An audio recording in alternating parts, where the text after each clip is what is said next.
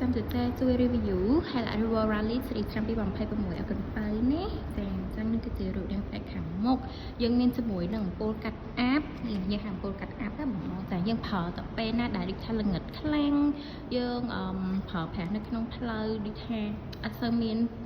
ភ្លើងអីចឹងយើងអាចប្រើបន្ថែមជំនួយពលឺមកតង់ទៀតចឹងណាហើយយើងមានជាមួយនឹងអំពូលនេះគឺជាអំពូល Faco អំពូលពេលថ្ងៃហើយយើងប្រើជាមួយនឹងអំពូល LED ទាំងអស់ណាបងប្អូនអញ្ចឹងគឺមានការធន់តែអត់ងាយដាច់ទេហើយក៏អត់ឡើងកម្ដៅដែរអូខេហើយខាងមុខនេះយើងមានជាមួយនឹងកាមេរ៉ា360បងចាអូខេចឹងយើងមកមើលថ្ពាល់ចាហើយសម្រាប់យ៉ាន់កង់យើងគឺប្រើជាមួយនឹងកង់ Brixton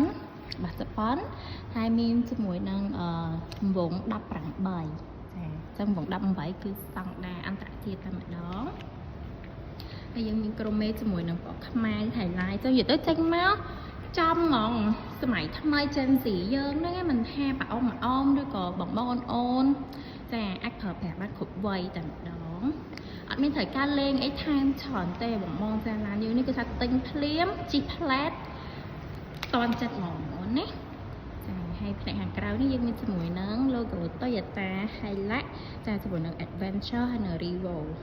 កាប់ស្រីរីតែម្ដង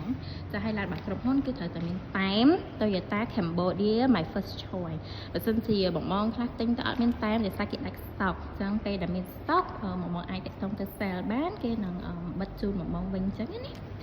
ចាហើយនេះអីដែលសំខាន់គឺ